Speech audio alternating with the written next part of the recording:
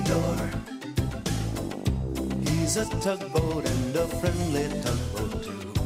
A friendly tugboat too. Oh, Theodore likes to do the things that friendly tugboats do.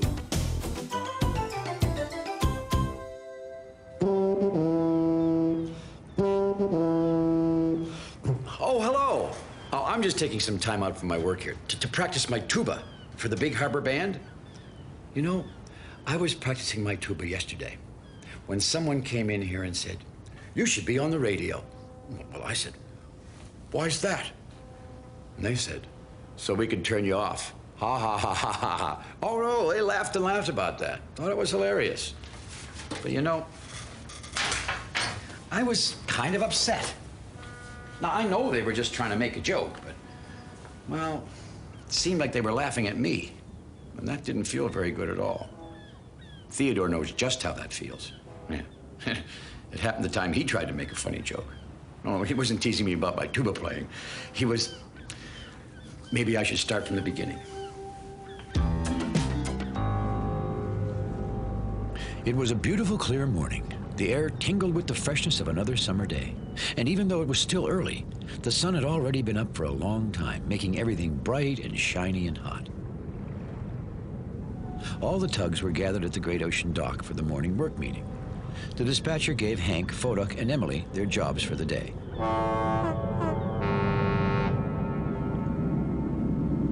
And then he turned to George. "You'll be towing the garbage barge today, George," said the dispatcher. "You'll take him to the Navy Yard this afternoon." Theodore guessed by the grumpy look on George's face that George wasn't too happy about getting the job. "Theodore," the dispatcher continued, "please go over to Rebecca, the research vessel, right away. I need you to tell her that her bell isn't working." "Her bell, sir?"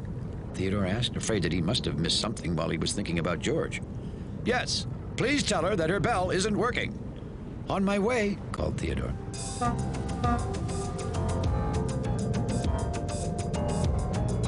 Theodore was on his way toward Rebecca's dock. It was even hotter now, and he didn't feel like rushing. Instead, he just motored along slowly, enjoying the warm summer breeze. Philip and Fillmore, the Ferry twins, were about to meet in the middle of the harbor. Theodore liked saying hello to the twins because they always had a little joke that they liked to do with each other. "Hi, Philip," he said to one side. "Hi, Fillmore," he said to the other side. "I'm Fillmore," replied the ferry on the first side. "And I'm Philip," said the ferry on the other side. You see, the Ferry twins look exactly the same, and they liked to get the tugs mixed up about their name. Whenever Theodore called one of their names, they'd always say it was the other, just for fun. Then they'd all have a good laugh at their little joke. "We bet you can't guess our names," called Fillmore. "Next time," finished Philip with a toot.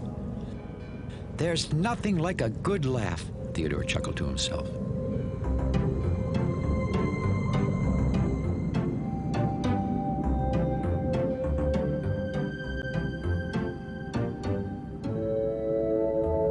Theodore was about to pass under Benjamin Bridge when he smelled the most awful smell he'd ever smelled.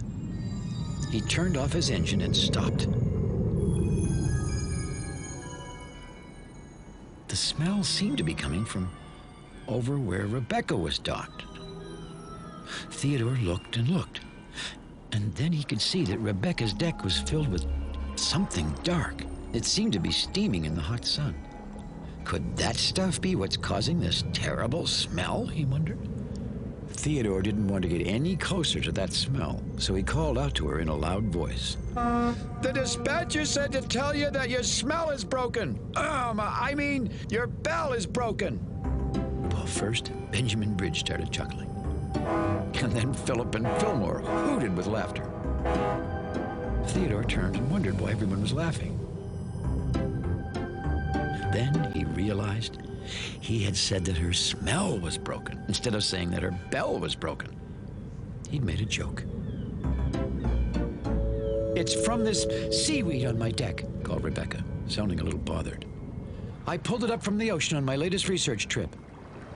But all Theodore could think about was how good it had felt to make the others laugh. He thought and thought about another joke. That's a smelly belly! He called out, hoping everyone could hear him. Then he looked to see if Philip or Fillmore found that funny. But this time he saw that they weren't laughing.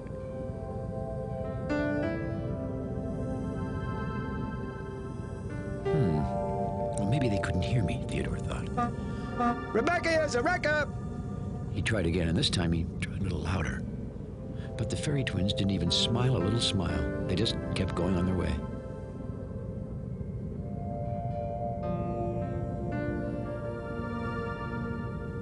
Even Benjamin Bridge looked away, like he hadn't heard Theodore. I wonder why they weren't laughing, thought Theodore, and he turned to go back to his dock. All the way back to his dock, Theodore kept thinking about how good it felt when he had made Benjamin Bridge and the fairy twins laugh.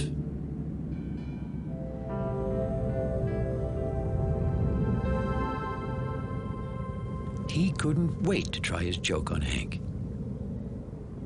When I went to tell Rebecca that her bell was broken, I made a mistake and said her smell was broken, He said. Hank laughed and laughed. and then I said Rebecca is a wrecker. Theodore continued. But this time Hank just looked puzzled.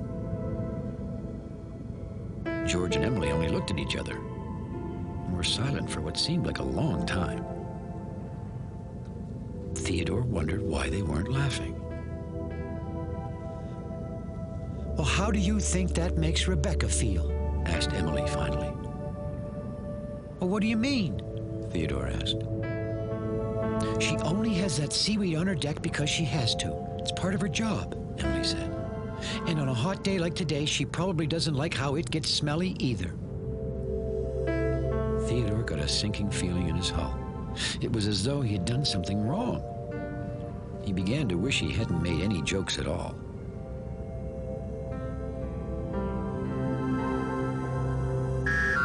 I have a change in the jobs for this afternoon, Called the dispatcher suddenly. The tugs all listened closely. A large ship has arrived early, he said. George, you'll bring her in. Theodore, you will take over George's job and tow the garbage barge. That is all. Now, Theodore usually loved to move barges, but this barge would be loaded with garbage. And on a day as warm as this, it was probably smelly garbage. He wasn't sure if he liked this change of jobs. Theodore noticed that George was smiling at him in a funny way. Was he laughing at him because he'd have to move the smelly garbage?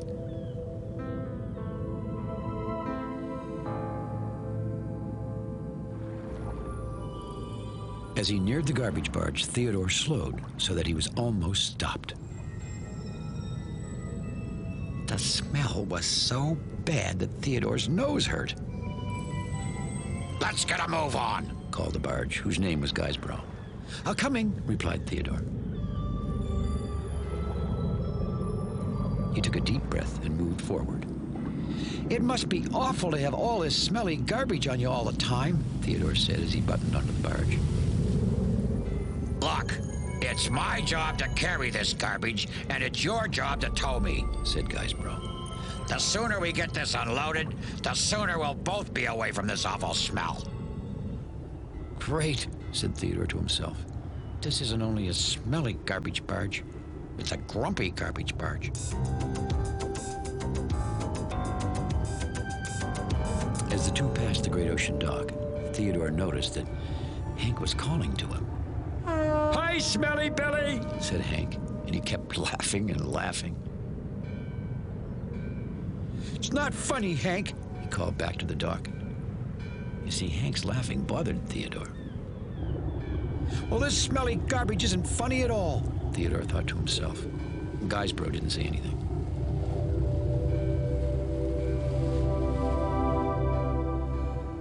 By now, Theodore was getting closer to the fairy twins, so as usual, he called out, Hi, Philip. Hi, Fillmore. but instead of their normal little joke, they called back. Have you checked to see that your smell or bell is working? Philip added. The twins laughed and laughed. But Theodore didn't laugh. It seemed like everyone was making fun of him. He was so upset that he slowed to a stop. At that moment, he wished he could be all alone and cry. Then he looked over and could see Rebecca. Well, she wasn't laughing either. Now I know what she felt like when I made jokes about her seaweed being smelly, thought Theodore sadly. I'm waiting, Said Guysborough, who was anxious to get to the dock. Well, Theodore knew he had a job to do, and he had to get it done, stinky smell or no stinky smell.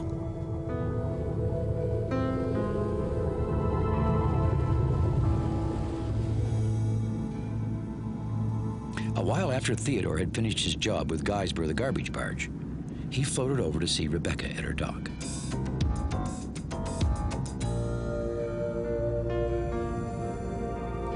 Rebecca, he said slowly, I'm really sorry I teased you about the smelly seaweed you had on your deck. At first, Theodore thought that Rebecca wasn't going to say anything. I was just trying to make everyone laugh, Theodore continued. But now, I know it wasn't very funny for you. It wasn't your idea to have that stinky seaweed on your deck. No, it wasn't, said Rebecca quietly.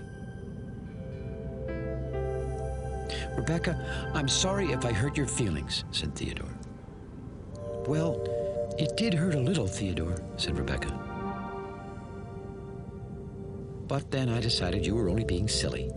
That's right, I was, said Theodore. Thank you for apologizing, Theodore, Rebecca said. I feel much better now. So do I, said Theodore. And then she added, especially since you and I don't have those awful smells around anymore. Well, they both could have a good laugh about that. You and I will have lots to laugh about another day, said Rebecca. Goodbye, Theodore. Theodore turned slowly for home.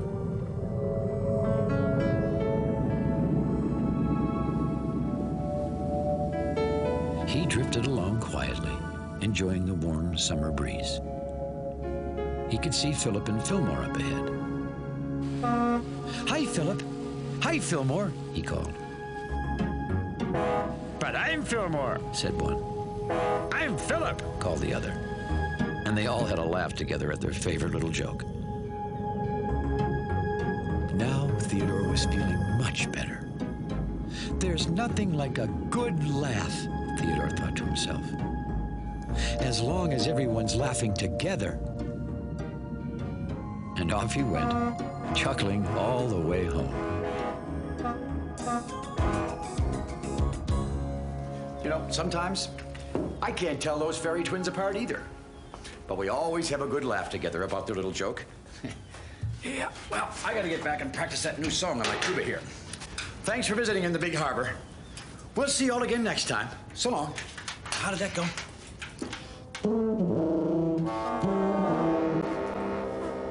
That's the Tugs. You think they're making fun of my tuba playing? Oh, no. Oh, I get it. They're helping me with my new song. One more time.